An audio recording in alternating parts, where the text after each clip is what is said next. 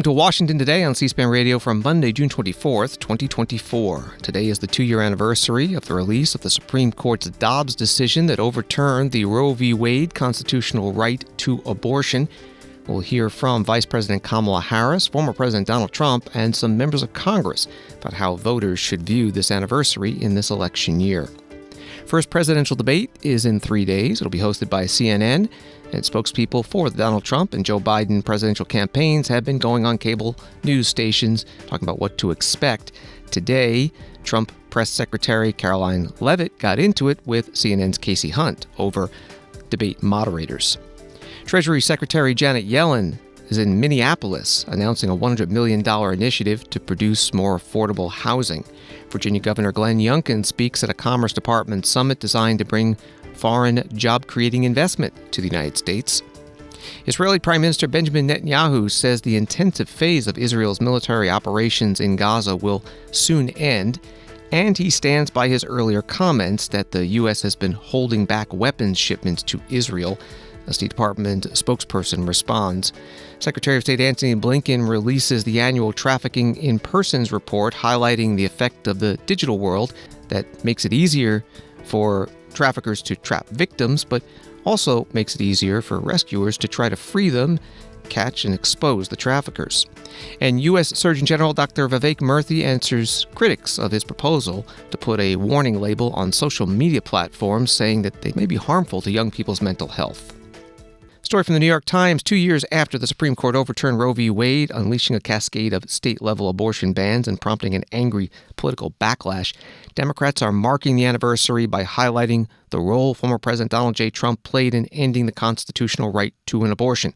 Through advertising, campaign events, and news conferences, Democrats at every level of the party are fanning out across the country, working to remind voters that it was justices nominated by Mr. Trump who helped overturn Roe v. Wade.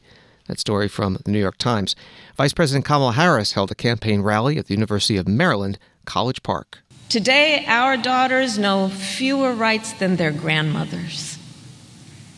This is a healthcare crisis, and we all know who was to blame: Donald Trump. And how do we know? Well, as many of you know, I'm a former prosecutor, so let's just look at the facts, shall we? When he was in the White House, Donald Trump handpicked 3 members of the United States Supreme Court because he intended for them to overturn Roe v. Wade. And as he intended, they did. So, it was premeditated. Since extremist legislators across our nation have passed ban after ban after ban, he had accomplices. And Trump has not denied, much less shown remorse for his actions. Instead, he, quote, proudly takes credit for overturning Roe. My fellow Americans, in a court of law, that would be called an admission. And some would say a confession, all pointing to the ultimate issue. In the case of the stealing of reproductive freedom from the women of America, Donald Trump is guilty.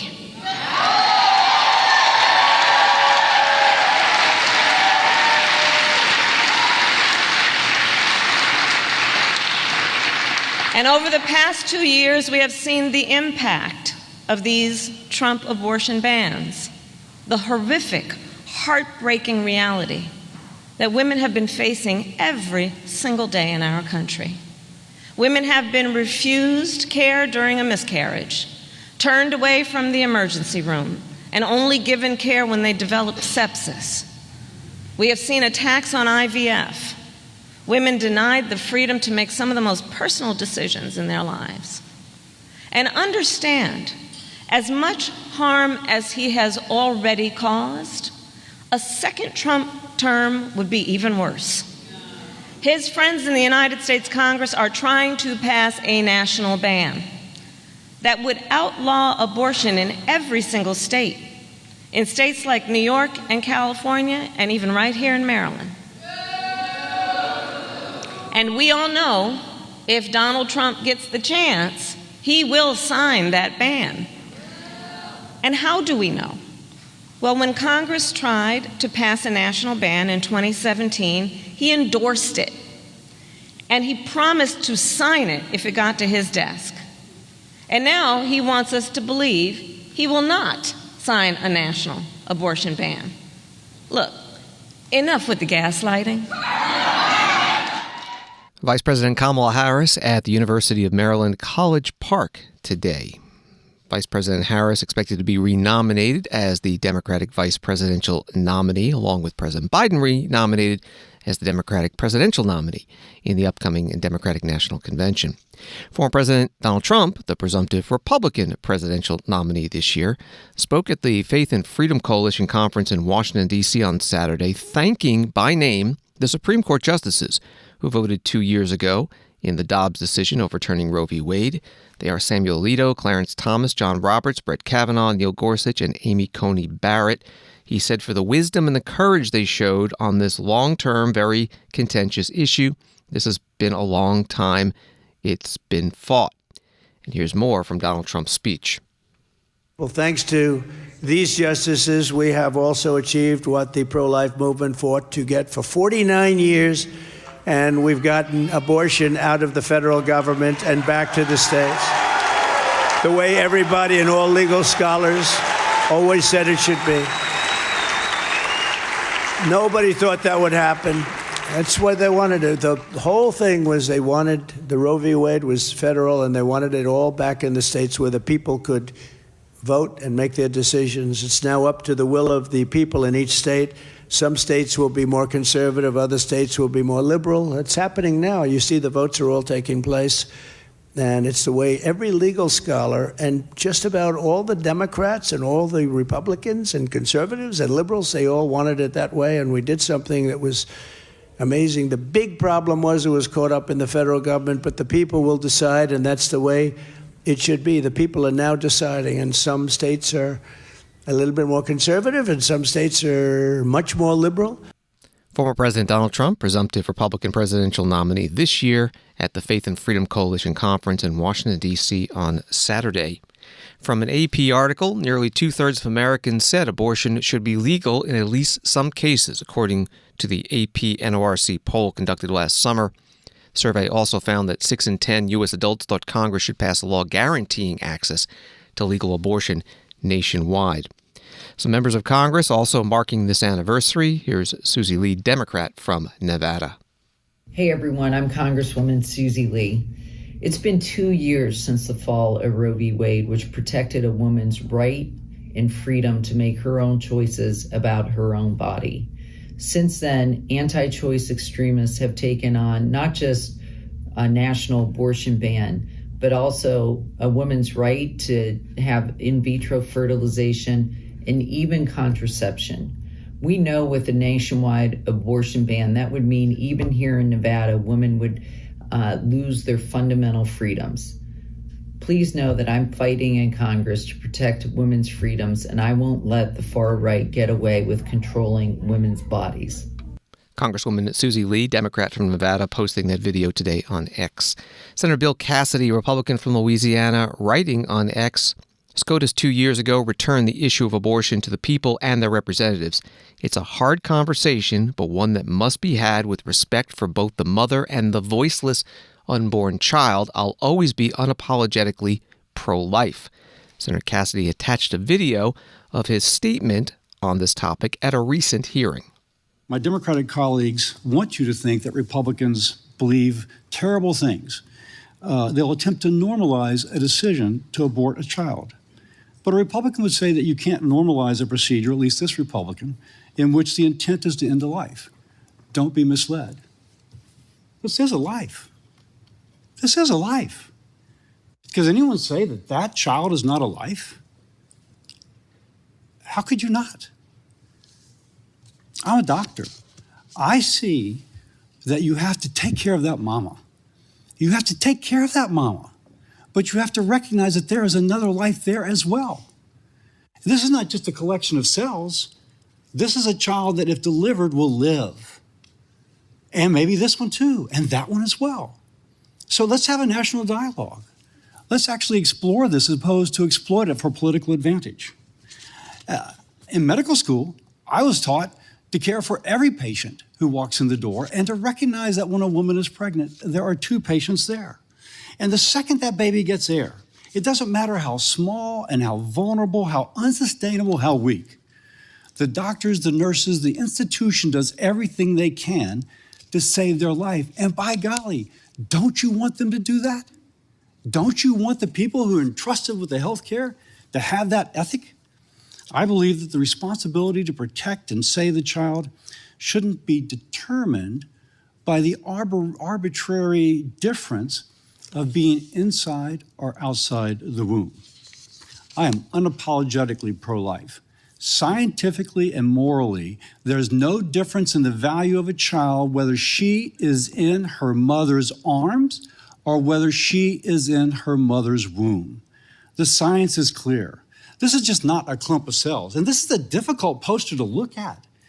I can tell you it's difficult. The reason it's difficult is because you recognize that by their policies, it should be legal to abort that child. It is difficult, but let's frame it for what it is. How can we dehumanize this?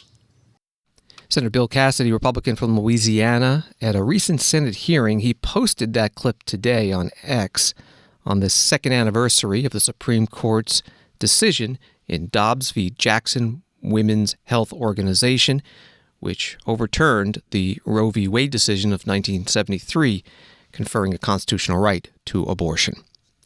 Supreme Court today announced some of the cases it plans to hear next term. That'll be starting in October. This from CNN. The Supreme Court on Monday agreed to hear the Biden administration's challenge to a transgender care ban in Tennessee, delving into the complicated and politically fraught issue of gender-affirming care in a substantive way for the first time. The state law enacted last year bans hormone therapy and puberty blockers for minors and imposes civil penalties for doctors who violate the prohibitions. It's among a growing number of state laws enacted in recent years targeting transgender care. That was from CNN. President Joe Biden and former President Donald Trump will be meeting in the first presidential debate of the year on Thursday, hosted by CNN. And spokespeople for their campaigns have been on cable news shows lately. Karoline Leavitt is with the Trump campaign, interviewed this morning by CNN's Kasie Hunt. President Trump is knowingly going into a hostile environment on this very network, on CNN, with debate moderators who have made their opinions about him very well known over the past 8 years and their biased coverage of him. My colleagues, Jake Tapper and Dana Bash, have acquitted themselves as professionals as they have covered campaigns and interviewed candidates from all sides of the aisle. I'll also say that if you talk to analysts of debates previous, that if you're attacking the moderators, you're usually losing. CNN's Kasie Hunt interviewing Karoline Leavitt, Donald Trump National Press Secretary. At this point, Kasie Hunt then played some clips of Donald Trump at recent events talking about the debate and Joe Biden, and then asked this of Karoline Leavitt. It does seem as though many Republicans have set the bar very low in terms of arguing that Joe Biden is basically senile. Now you have people like Doug Burgum coming out and saying, well, President Biden's very accomplished, trying to set expectations in a different place. What do you expect from Joe Biden? Well, first of all, it takes someone 5 minutes to Google Jake Tapper, Donald Trump, to see that Jake Tapper has consistently, we're going to stop this interview if you're going to keep attacking my colleagues. Adolf Hitler. Ma'am, I'm going to stop this interview if you continue to attack my colleagues. I would like to talk about Joe Biden and Donald Trump, who you work for. Yes. If you are here to speak on his behalf, I am willing to have this conversation.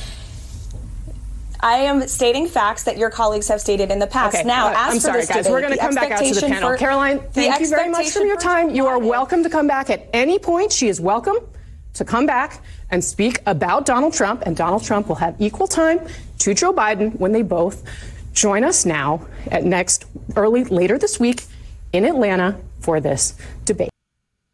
Kasie Hunt, CNN anchor with Karoline Leavitt, Donald Trump National Press Secretary, part of their exchange this morning. Fox News Digital has an article with a statement from Karoline Leavitt after, and it reads, CNN cutting off my microphone for bringing up a debate moderator's history of anti-Trump lies just proves our point that President Trump will not be treated fairly in Thursday's debate. Yet President Trump is still willing to go into this 3-1 fight to bring his winning message to the American people, and he will win. Michael Tyler is director of communications for the Biden presidential campaign. He was on MSNBC on Sunday.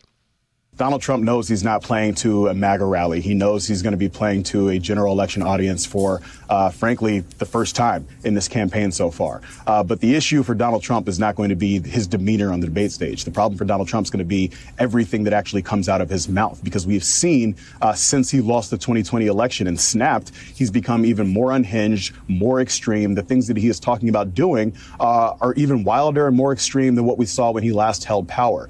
And so we know what he's going to talk about on the debate stage. We know he's going to talk about his failed economic approach. We know he's going to talk about the abortion bans in the states that he thinks are playing out brilliantly. We know he's going to spew all kinds of nonsense. And so for this campaign, that's the contrast that we're going to present between the president, who leads with competence, with dignity, with decency, bringing people together to actually solve problems, against Donald Trump, whose unhinged behavior, whose extreme vision for where he wants to take this country is completely out of step with the voters that are going to decide this election. So all we have to do is present that contrast.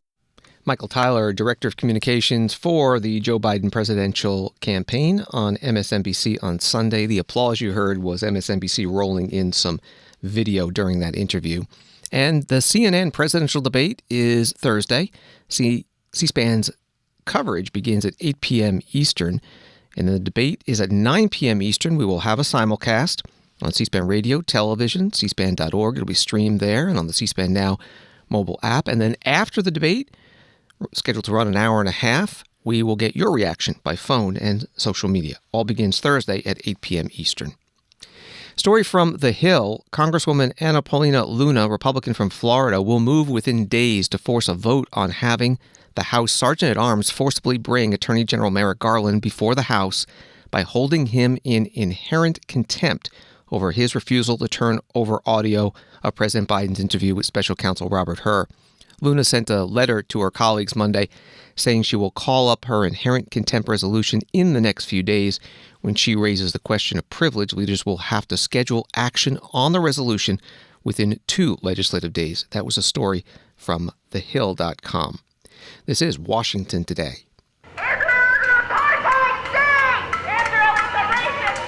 Pro-Palestinian protesters outside the State Department in Washington today as Israeli Defense Minister Yoav Gallant arrives for a meeting with Secretary of State Antony Blinken. Reuters reports that State Department spokesperson Matthew Miller told reporters that Secretary Blinken will emphasize the importance of Israel swiftly developing a robust and realistic plan for the governance of Gaza for when the war is over, and the need to avoid further escalation of the Gaza conflict and to improve humanitarian access.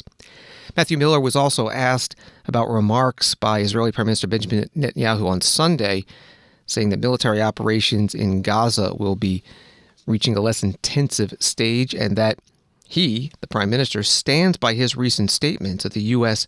has been holding up weapons shipments to Israel. Here's Matthew Miller at his briefing.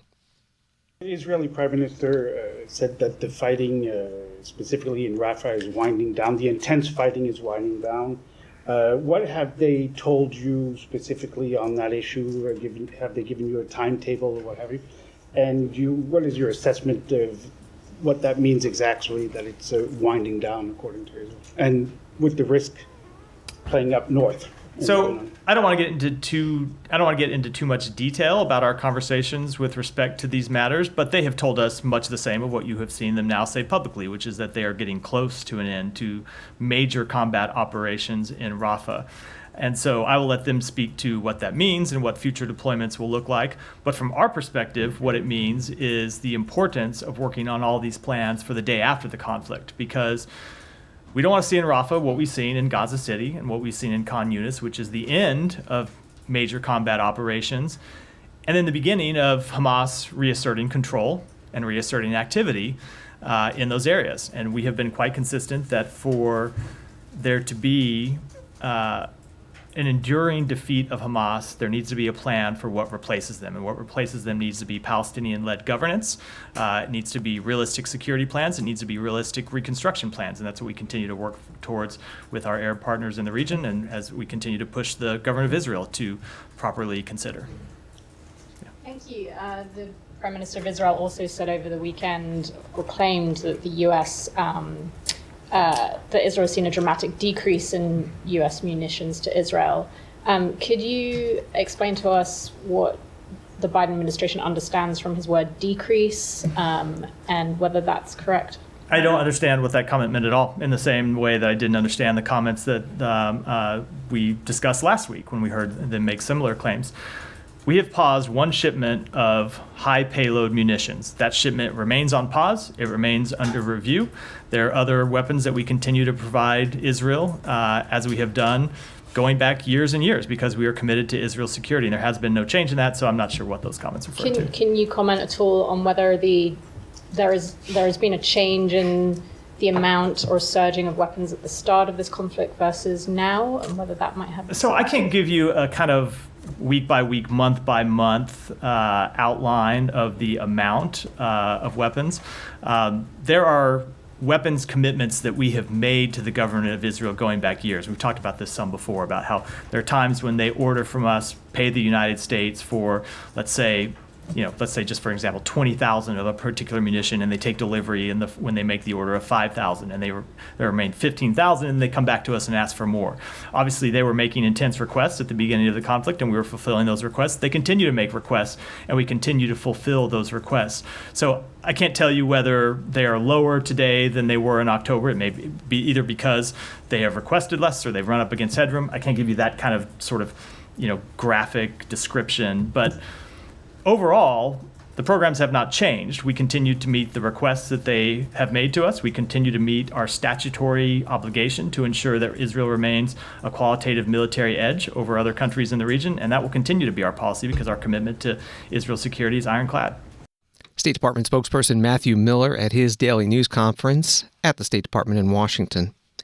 Story from AP, the viability of a U.S.-backed proposal to wind down the 8-month-long war in Gaza has been cast into doubt after Israeli Prime Minister Benjamin Netanyahu said he would only be willing to agree to a partial ceasefire deal that would not end the war. Comments that sparked an uproar from families of hostages held by Hamas. In an interview broadcast late Sunday on Israeli Channel 14, a conservative pro-Netanyahu station, the Israeli leader said he was prepared to make a partial deal, this is no secret, that will return to us some of the people, referring to the roughly 120 hostages still held in the Gaza Strip. But we are committed to continuing the war after a pause in order to complete the goal of eliminating Hamas. I'm not willing to give up on that. That was from Associated Press. Turning to the war in Ukraine, from another AP article, the Russian Foreign Ministry summoned the American ambassador on Monday to protest what it says was the use of U.S.-made advanced missiles in a Ukrainian attack on Russian-annexed Crimea that reportedly killed 4 people and wounded more than 150. Washington, quote, has effectively become a party to the war on Ukraine's side, the ministry said in a statement, adding retaliatory measures will certainly follow. It did not elaborate. Again, that was from AP. Back to the State Department briefing with spokesperson Matthew Miller. Does the Department have any response to Moscow's latest accusations as they summoned the U.S. ambassador today, saying that the U.S. is, quote-unquote, waging a hybrid war and is part of the war? So I've seen the comments from the government of Moscow. I think they pertain to the reported strike in Crimea. I will just tell you what the ambassador said when she met with the Russian Foreign Ministry, and that is, of course, that we lament any civilian loss of life in this war. We provide weapons to Ukraine so it can defend its sovereign territory against armed aggression. That includes in Crimea, which, of course, is part of Ukraine. And Russia could stop this war today and end the suffering caused by the war Russia launched today if it would stop its occupation of sovereign Ukrainian territory and stop launching attacks on civilians. Thank you. They also tried to blame Ukraine for Dagestan attack. How much do you know about what happened and what's your reaction? I don't have any assessment of the underlying attack, including who was responsible for it, but I will say you have seen Russia make ridiculous claims about responsibility in the past. You might recall that after the terrorist attack in Moscow in March, they blamed the United States, despite the fact that the United States had warned them about the attack in advance. So it's not unusual for the government of Moscow to make ridiculous, hyperbolic claims about responsibility that aren't borne out by fact. State Department spokesperson Matthew Miller about that Dagestan attack. This from the Washington Post. Russian lawmakers on Monday quickly blamed external forces, including Ukraine and NATO, for terrorist attacks on Sunday that killed at least 20 people in Dagestan, a predominantly Muslim region of Russia in the North Caucasus that has long been a hotbed of violence for Islamist militants. State Department today released its annual Trafficking in Persons report, also known as the TIP report, and it says around the globe an estimated 27 million people are exploited for labor, services, and commercial sex through force, fraud, and coercion. They are made to toil in fields and factories, in restaurants and residences. Traffickers prey on some of the world's most marginalized and vulnerable individuals, profiting from their plight. Secretary of State Antony Blinken spoke at a State Department program on the release of the report and also to present awards to people for their work in combating human trafficking on a global level. While trafficking is as old as humanity itself, perpetrators continue to evolve their methods. The 2024 report examines in depth one of those emerging practices, the growing role of digital technology in trafficking, and I commend it to you for that reason, among many others. Around the world, trafficking networks target and recruit victims online, through social media, through dating apps, through gaming platforms. Perpetrators conduct financial transactions in opaque cryptocurrencies. They use encryption to make it harder to detect their activities or ascertain the countries where they're operating. And increasingly, traffickers coerce their victims into participating in online scams. Let me give you just one example of this.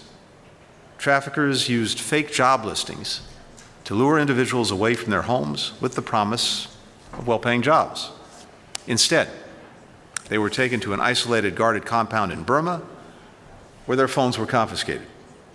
There, captives were forced to swindle people online, including American citizens, swindling them into investing in fake cryptocurrencies, typically through romance scams. One trafficking survivor, a chemical engineer from India, told a reporter that he was locked in a cell and starved until he agreed to take part in the scams. This practice of combining human trafficking with cyber scamming is becoming more and more common. Now, social media can reinforce stereotypes about who can be a victim of trafficking, including along lines of gender, race, ethnicity, and class. Like the false but widely held notion that trafficking only affects women and girls. These misconceptions limit the ability of communities, of authorities, and even victims themselves to recognize abuse as it's happening. At the same time, this year's report shows how some of these same technologies can be deployed to uncover and disrupt trafficking and can help us better hold perpetrators accountable. Civil society and the private sector are collaborating to create and apply AI-enabled tools that detect trafficking operations. Here again, an example. Tech Against Trafficking, a coalition of leading tech companies and anti-trafficking NGOs, is developing machine learning initiatives that address emerging trafficking trends and tactics.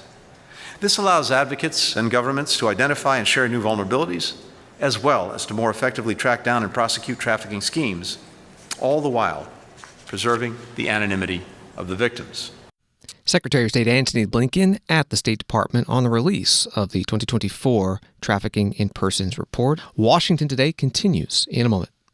C-SPAN, where history unfolds daily. In 1979, C-SPAN was created as a public service by America's cable television companies. And today, we continue to take you to Congress and other public policy events in Washington, D.C. and around the country. C-SPAN, powered by cable. C-SPAN's evening newsletter, Word for Word, brings you a recap of the day's most important events. Find out what happened on Capitol Hill, the White House, and with policymakers, all delivered straight to your inbox. Subscribe now at cspan.org/connect.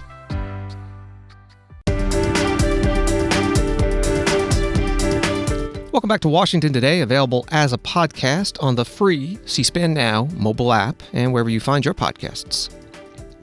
Story from CNBC. Treasury Secretary Janet Yellen on Monday unveiled a new slate of financing initiatives to support housing development, including a $100 million fund specifically for affordable housing. The announcement comes days before President Joe Biden faces off against former President Donald Trump in the first presidential debate, where inflation is likely to be a key point of contention. The past several inflation reports have shown prices slightly cooling off, but shelter costs have remained persistently hot. That's the story from CNBC. Secretary Yellen was in Minneapolis. I'm announcing a new Treasury program administered by the CDFI Fund that will provide an additional $100 million over the next 3 years to finance the financing of affordable housing.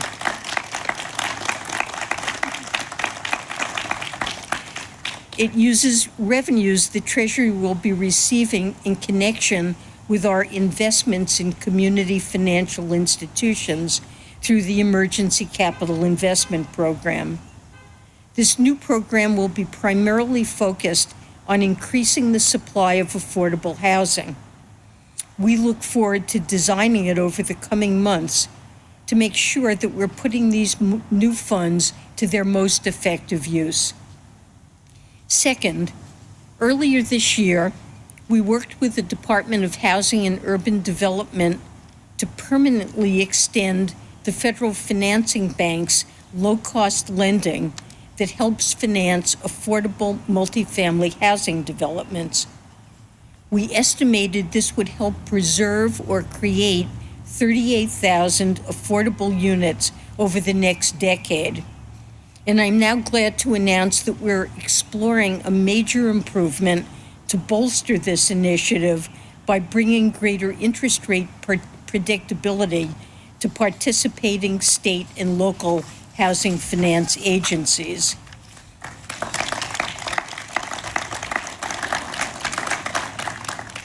We estimate this will lead to thousands of additional housing units in the coming years. Treasury Secretary Janet Yellen in Minneapolis, Minnesota, in front of an affordable housing project. The Commerce Department is holding its Select USA Investment Summit at National Harbor, Maryland. The department describes this as the highest profile event in the United States to facilitate business investment by connecting thousands of investors, companies, economic development organizations, and industry experts to make deals happen. One panel today had 4 governors making pitches for investing in their states: Virginia, Michigan, Illinois, and Nevada. Here is Virginia Governor Glenn Youngkin. Good morning, everyone, and welcome to America for those of you who are here to look at investing, and we all deeply appreciate that. I'll just remind everyone that if you landed at Dulles Airport or at National Airport, you landed in Virginia. And so thank you for coming to Virginia. And for those of you that do not have operations in Virginia yet, there's still time. And we would welcome you to invest in the great Commonwealth of Virginia. One, I think the hallmarks is the fact that Virginia works consistently in a bipartisan way. I am a Republican governor. We have a Democrat-controlled legislature. We have a mix of senators and congressional representatives that, in fact, reflect a common desire to get things done in the Commonwealth. And I think that's why we're consistently ranked near the top and best places to do business, is because we focus on outcomes and getting things done. That's why we have focused intently on making sure that we have shovel-ready sites with $300 million of commitment to make sure our sites are ready. That's why I think we have one of the best energy policies to make it affordable and reliable and increasingly clean. That's why I believe we have the best workforce in the nation, with not only universities and K-12 education that were ranked #1 by CNBC last year, but also an incredible pathway for the skilled trades. And finally, why I believe that our infrastructure is second to none, with our port most recently rated as the best operating port in America, and it will soon be the deepest and widest on the East Coast. I think this combination of long-term commitment simply reflects the fact that Virginia is focused on getting things done, and we don't really fight about politics. We argue about how best to serve businesses, our workforce, and the increasingly growing number of people that are choosing to build their lives in Virginia.